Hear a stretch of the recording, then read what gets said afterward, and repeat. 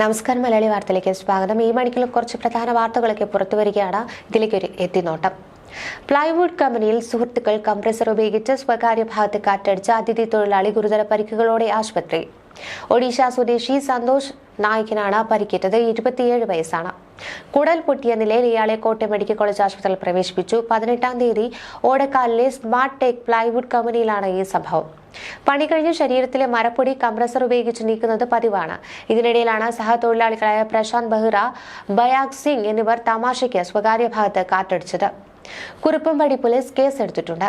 ADM കസേരയിൽ ഒടുവിൽ ആളെത്തി. തിരുവനന്തപുരം സ്വദേശിനി കലാഭാസ്കറാണ് ADM ആയി ചുമതലയേറ്റത്. നവീൻ ബാബുവിന്റെ മരണത്തിനു ശേഷം കുറച്ചുനാൾ കസേര ഒഴിഞ്ഞു കിടന്നുവെങ്കിലും പിന്നീട് പ്രേമചന്ദ്രക്കുറുപ്പ് ADM കസേരയിലെത്തി. സമ്മർദ്ദം ചെലുത്തിയാണ് അദ്ദേഹത്തെ ADM കസേരയിലേക്ക് കൊണ്ടുവന്നതെന്ന് അന്നേ ഉദ്യോഗസ്ഥർ ആരോപിച്ചിരുന്നു. കഴിഞ്ഞ 31-ന് പ്രേമചന്ദ്രക്കുറുപ്പ് വിരമിച്ചതോടെ വീണ്ടും ADM കസേര ഒഴിഞ്ഞു കിടക്കാൻ ആരംഭിച്ചു. ADM കൈകാര്യം ചെയ്യേണ്ട ഫയലുകളും കെട്ടിക്കിടന്നു. സ്ഥാനക്കയറ്റം ലഭിക്കുന്നവരും കണ്ണൂർ ADM കസേര എന്ന് കേൾക്കുമ്പോൾ രാഷ്ട്രീയ സ്വാധീനവും മറ്റും ഉപയോഗിച്ച് സമ്മർദ്ദം ചെലുത്തി ഒഴിയുകയായിരുന്നു. തളിപ്പറമ്പ് തഹസിൽദാരായി ജോലി ചെയ്തിട്ടുള്ള കലാഭാസ്കർ തൃശൂരിൽ നിന്നാണ് കണ്ണൂരിലേക്ക് എത്തിയത്. നേരത്തെ വടകരയിലും തഹസിൽദാരായി ജോലി ചെയ്തിട്ടുണ്ട്. പത്തനംതിട്ടയിലേക്ക് സ്ഥലമാറ്റം ലഭിച്ച ADM നവീൻ ബാബുവിന് റവന്യൂ സ്റ്റാഫ് കൌൺസിൽ നൽകിയ യാത്രയപ്പ് ചടങ്ങിനിടെയുണ്ടായ വിവാദങ്ങളും തുടർന്ന് അദ്ദേഹത്തെ മരിച്ച നിലയിൽ കണ്ടെത്തിയതും സർക്കാരിനെ തന്നെ പ്രതിസന്ധിയിലാക്കുകയായിരുന്നു. ഗൃഹപ്രവേശന ചടങ്ങ് നടക്കുവാനിരിക്കെ ഗൃഹനാഥൻ റോഡപകടത്തിൽ മരിച്ചു. മാങ്കൊമ്പ് പട്ടളക്കളത്തിൽ പരേതനായ രവീന്ദ്രൻ പിള്ളയുടെ വിജയമ്മയുടെ മകൻ ശൈലേഷ് കുമാറാണ് മരിച്ചത്. 51 വയസ്സായിരുന്നു. വ്യാഴാഴ്ച രാത്രി 7 മണിയോടെ MC റോഡിൽ തുരുത്തി മിഷൻ പള്ളിക്ക് സമീപത്തായിരുന്നു അപകടം. റോഡ് മുറിച്ചു കടക്കുന്നതിനിടെ ശൈലേഷിനെ ബൈക്ക് ഇടിക്കുകയായിരുന്നു. അപകടം നടന്ന ഉടൻ ശൈലേഷിനെ ചങ്ങനാശ്ശേരി താലൂക്ക് ആശുപത്രിയിൽ എത്തിച്ചു.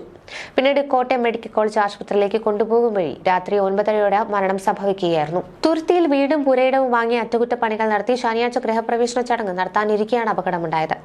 സംസ്കാര ചടങ്ങ് നാളെ 3-ന് മാങ്കൊമ്പിലെ കുടുംബ വീട്ടിൽ നടക്കും. 4.5 വയസ്സുള്ള പെൺകുട്ടിയെ പുലി പിടിച്ചുകൊണ്ടുപോയി. വെള്ളിയാഴ്ച വൈകുന്നേരം 4:30-യോടെയാണ് സംഭവമുണ്ടായത്. വാൽപ്പാറ നഗരത്തോട് ചേർന്നുള്ള പച്ചമല എസ്റ്റേറ്റിലെ തെക്ക് ഡിവിഷനിൽ തോട്ടം തൊഴിലാളിയായ ജാർഖണ്ഡ് സ്വദേശിനി മനോജ് കുന്ദയുടെ മകൾ റുസ്നിയെയാണ് വീടിന് മുന്നിൽ കളിച്ചുകൊണ്ടിരിക്കെ പുലി പിടിച്ചത്. തൊട്ടടുത്ത തേയിലത്തോട്ടത്തിൽ നിന്നും പുലി എത്തി കുട്ടിയെ പിടിച്ചുകൊണ്ടുപോവുകയായിരുന്നു. മറ്റു തൊഴിലാളികളാണ് കുട്ടിയെ പുലി വലിച്ചിഴിച്ചു കൊണ്ടുപോകുന്നത് കണ്ടത്. ഇതോടെ തോട്ടത്തിൽ മുഴുവനും തിരഞ്ഞുവെങ്കിലും കുട്ടിയെ കണ്ടെത്താനായില്ല. മാതാപിതാക്കൾ കഴിഞ്ഞ ഞായറാഴ്ചയാണ് ജാർഖണ്ഡിൽ നിന്ന് വാൽപ്പാറയിൽ ജോലിക്കെത്തിയത്. കുട്ടിക്കായുള്ള തെരച്ചിൽ ഊർജിതമാക്കിയിട്ടുണ്ട്. കുളത്തുപുഴയിൽ ഭർത്താവ് ഭാര്യയെ കത്രിക കൊണ്ട് കുത്തിക്കൊലപ്പെടുത്തി. കുളത്തുപുഴ ഡീസന്റ് മുക്കിൽ ആറ്റിൻകിഴക്കേക്കര മനുഭവനിൽ രേണുകയാണ് കൊല്ലപ്പെട്ടത്. കഴിഞ്ഞ ദിവസം ഉച്ചയ്ക്ക് 12:15-ഓടെയായിരുന്നു സംഭവം. കഴുത്തിലും കഴുത്തിന് താഴെയുമായാണ് ഭർത്താവ് സാനുകുട്ടൻ രേണുവെ കുത്തിയത്. കൈകളിലും രേണുകയ്ക്ക് കുത്തേറ്റിട്ടുണ്ട്. രേണുകയെ ആദ്യം കുളത്തുപുഴ സർക്കാർ ആശുപത്രിയിൽ എത്തിച്ചു. തുടർന്ന് തിരുവനന്തപുരം മെഡിക്കൽ കോളേജിലേക്ക് കൊണ്ടുപോകുന്ന വഴിയിൽ വെച്ച് മരണമടയുകയായിരുന്നു. കുടുംബ വഴക്കാണ് കൊലപാതകത്തിന് കാരണമെന്നാണ് നിഗമനം. രേണുകയെ സാനുകുട്ടന് സംശയമുണ്ടായിരുന്നു. ഇത് സംബന്ധിച്ച് ഇരുവരും തമ്മിൽ സ്ഥിരമായി വഴക്കിട്ടിരുന്നതായി ബന്ധുക്കൾ പറയുന്നു. വടക്കിടെ കയ്യിൽ കിട്ടിയ കത്രിക ഉപയോഗിച്ച് രേണുകയെ സാനുകുട്ടൻ കുത്തിപ്പരിക്കേൽപ്പിക്കുകയായിരുന്നു. ഭർത്താവ് സാനുകുട്ടൻ ഒളിവിലാണ്. ഇയാൾ സമീപത്തെ കാട്ടിലേക്ക് ഓടി രക്ഷപ്പെട്ടതായാണ് വിവരം. സാനുകുട്ടനായി പോലീസും വനംവകുപ്പും അന്വേഷണം ആരംഭിച്ചിട്ടുണ്ട്. രേണുകയുടെ മൃതദേഹം കടയ്ക്കൽ സർക്കാർ താലൂക്ക് ആശുപത്രിയിലേക്ക് മാറ്റിയിട്ടുണ്ട്. ഇവർക്ക് 2 ആൺകുട്ടികളും 2 പെൺകുട്ടികളുമാണ് ഉള്ളത്. സഹോദരിയുടെ മകളെ അടിക്കുകയും തടയാൻ ശ്രമിച്ച പോലീസ് ഉദ്യോഗസ്ഥയെ തള്ളിയിടുകയും ചെയ്ത യുവതി അറസ്റ്റിലായി. വടക്കുംപാട് സ്വദേശിനി റസീനയെയാണ് ധർമ്മപടം പോലീസ് അറസ്റ്റ് ചെയ്തത്. നിരവധി കേസുകളിൽ പ്രതിയായ റസീന ഉമ്മയെയും സഹോദരിയെയും ആക്രമിക്കുന്നതായി സ്റ്റേഷനിൽ വിവരം ലഭിച്ചതിനെ തുടർന്നാണ് പോലീസ് സ്ഥലത്തെത്തിയത്. സഹോദരിയുടെ മകളെ ആക്രമിക്കുന്നത് തടയാൻ ശ്രമിച്ചപ്പോഴാണ് പോലീസ് ഉദ്യോഗസ്ഥയെ ആക്രമിച്ചത്. ഉമ്മയോട് റസീന പണം ആവശ്യപ്പെട്ടുവെങ്കിലും നൽകാത്തതിനെ തുടർന്നാണ് അതിക്രമം നടത്തിയത്. വീടിന്റെ ജനൽ ചില്ലുകളും വീട്ടുമുറ്റത്ത് നിർത്തിയിട്ടിരുന്ന കാറിന്റെ ചില്ലും അടിച്ചു തകർത്തു. പിന്നീട് ബലം പ്രയോഗിച്ച് റസീനയെ പോലീസ് കീഴ്പ്പെടുത്തുകയായിരുന്നു. കോടതിയിൽ ഹാജരാക്കിയ പ്രതിയെ റിമാൻഡ് ചെയ്തു. മെഴുവയിലെ നവജാത ശിശു മരിച്ചതിൽ അവിവാഹിതയായ അമ്മയ്ക്കെതിരെ കൊലക്കുറ്റം ചുമത്തും. പ്രസവിച്ച ശേഷം കുഞ്ഞിനെ വലിച്ചെറിഞ്ഞപ്പോൾ തലയിടിച്ചു മരിച്ചുവെന്ന കണ്ടെത്തലിനെ തുടർന്നാണിത്. 21-കാരി ആശുപത്രി വിട്ടാൽ ഉടൻ അറസ്റ്റ് ചെയ്യും. 21-കാരി വിശദമായി ചോദ്യം ചെയ്തതിൽ നിന്നാണ് കൊലക്കുറ്റം തന്നെ ചുമത്താൻ പോലീസ് തീരുമാനിച്ചത്. തലയ്ക്ക് പിന്നിലേറ്റ് ഗുരുതര പരിക്കാണ് കുഞ്ഞിന്റെ മരണകാരണം. വീട്ടിലെ ശുചിമുറിയിൽ പ്രസവിക്കുന്നതിനിടെ യുവതി തന്നെ പൊക്കിൾക്കൊടി മുറിച്ചു നീക്കാൻ ശ്രമിച്ചു. ഇതിനിടെ തലകറങ്ങി ശുചിമുറിയിൽ വീണു. ഈ വീഴ്ചയിൽ കുഞ്ഞിനെ തലയിടിച്ചുവെന്നാണ് ആദ്യം കരുതിയത്. എന്നാൽ വിശദമായ ചോദ്യം ചെയ്യലിൽ വലിച്ചെറിഞ്ഞപ്പോൾ പറ്റിയ ക്ഷതമാണെന്നാണ് പോലീസ് സ്ഥിരീകരിച്ചത്. പാലക്കാട് മണ്ണാർക്കാട് ഭർത്തൃപിതാവിനെ വെട്ടിപ്പരിക്കേൽപ്പിച്ച കേസിൽ മരുമകൾ അറസ്റ്റിലായി. അമ്പലപ്പാറ കാപ്പുപറമ്പ് സ്വദേശി കളുത്തുംപടിയിൽ വീട്ടിൽ ഷബ്നയെയാണ് അറസ്റ്റിലായത്. ജൂൺ 18-നാണ് കേസിൽ ആസ്പദമായ സംഭവം നടന്നത്. സ്വത്ത് തർക്കത്തെ തുടർന്നാണ് ഷബ്ന ഭർത്തൃപിതാവ് മുഹമ്മദ് അലിയെ ആക്രമിച്ചതെന്നാണ് പോലീസ് നൽകുന്ന വിവരം. സ്വത്ത് ചോദിച്ചുകൊണ്ടാണ് ഷബ്ന മുഹമ്മദ് അലിയുടെ വീട്ടിലെത്തിയത്. അവിടെ വെച്ച് മുഹമ്മദ് അലിയുടെ മകളുമായി ഷബ്ന തർക്കിച്ചു. തുടർന്ന് അത് സംഘർഷത്തിലേക്ക് എത്തുകയും ഷബ്ന മുഹമ്മദ് അലിയെ ആക്രമിക്കുകയുമായിരുന്നു. മുഹമ്മദ് അലിക്ക് കയ്യിലും മുതുകത്തുമാണ് പരിക്കേറ്റത്. പിന്നീടുള്ള സംഘർഷത്തിന്റെ തലയ്ക്കും പരിക്കേറ്റു. മുഹമ്മദ് അലി ഇപ്പോഴും ചികിത്സ തുടരുകയാണ്. മലപ്പുറം വളാഞ്ചേരിയിൽ നിന്ന് 12 വയസ്സുകാരനെ കാണാനില്ല. വളാഞ്ചേരി സ്വദേശി ഷിഹാബിന്റെ മകൻ ഷാദിലിനെയാണ് കാണാതായത്. കഴിഞ്ഞ ദിവസം വൈകിട്ട് 5 മണി മുതലാണ് ഷാദിലിനെ കാണാതായത്.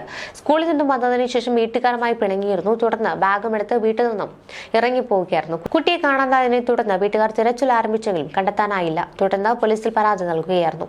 കുട്ടിക്ക് പോലീസ് അന്വേഷണം ഊർജിതമാക്കിയിട്ടുണ്ട്. കുട്ടിയെ കണ്ടുകിട്ടുന്നവർ വളാഞ്ചേരി പോലീസ് സ്റ്റേഷനിലോ 7907 388 314 എന്ന നമ്പറിലോ അറിയിക്കണമെന്ന് പോലീസ് അറിയിച്ചു.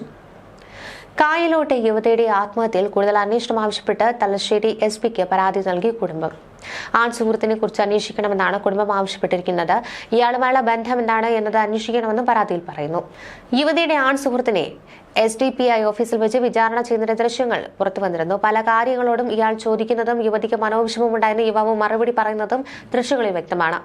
ഇതിനു മുമ്പ് യുവാവിന് മർദ്ദനമേറ്റിരുന്നുവെന്ന് പോലീസ് വ്യക്തമാക്കിയിരുന്നു. എന്നാൽ രണ്ടുപേരുടെയും കുടുംബങ്ങളെ വിളിച്ചു ചർച്ച നടത്തുകയായിരുന്നുവെന്നാണ് SDPI പ്രവർത്തകർ നൽകുന്ന വിശദീകരണം. പ്രതികൾ SDPI ഓഫീസിൽ ആൺ സുഹൃത്തിനെ എത്തിച്ച് 5 മണിക്കൂർ ചോദ്യം ചെയ്തുവെന്ന് പോലീസ് പറഞ്ഞു. റസീനെ ചൊവ്വാഴ്ചയാണ് വീടിനുള്ളിൽ തൂങ്ങിമരിച്ച നിലയിൽ കണ്ടെത്തിയത്. സംഭവത്തിൽ പറമ്പായ സ്വദേശികളായ MC മൻസലിൽ VC മുബഷീർ, കണിയാന്റെ വളപ്പിൽ KA ഫൈസൽ, കൂടത്താൻകണ്ടി ഹൌസിൽ VK റഫ്നാസ് എന്നിവരെ പോലീസ് അറസ്റ്റ് ചെയ്തു. ഇവരെ കോടതിയിൽ ഹാജരാക്കിയ ശേഷം റിമാൻഡ് ചെയ്തു. കഴിഞ്ഞ ഞായറാഴ്ച വൈകുന്നേരം യുവതി കായലോട് അച്ചങ്കര പള്ളിക്ക് സമീപം കാറിനരികിൽ ആൺസുഹൃത്തിനോട് സംസാരിച്ചു നിൽക്കുന്നത് ഇവർ ചോദ്യം ചെയ്തു. ശേഷം യുവതി വീട്ടിലേക്ക് തിരിച്ചയക്കുകയും മയ്യിൽ സ്വദേശിയായ ആൺസുഹൃത്തിനെ 5 മണിക്കൂറോളം കൂട്ടവിചാരണ നടത്തി മൊബൈൽ ഫോണും ടാബും പിടിച്ചെടുക്കുകയും ചെയ്തു. പിന്നീട് ഇരുവരുടെയും ബന്ധുക്കളെ വിളിച്ചു വരുത്തി. രാത്രി വൈകിയാണ് യുവാവിനെ ബന്ധുക്കൾക്കൊപ്പം വിട്ടയച്ചത്. അപ്പോഴും യുവാവിന്റെ കയ്യിൽ നിന്ന് പിടിച്ചെടുത്ത ടാബും മൊബൈൽ ഫോണും വിട്ടു നൽകുവാൻ സംഘം തയ്യാറായില്ല. പ്രതികളിൽ നിന്ന് പിന്നീട് ഇവ 2 പോലീസ് കണ്ടെത്തുകയായിരുന്നു. സംഭവം നടന്ന ദിവസം റസീന വിഷമത്തിലായിരുന്നുവെന്ന് പിതാവ് മുഹമ്മദ് പ്രതികരിച്ചിരുന്നു. ഭക്ഷണം കഴിക്കുന്നുണ്ടായിരുന്നില്ലെന്നും ആരോടും മിണ്ടിയിരുന്നില്ല എന്നും അദ്ദേഹം പറയുന്നു.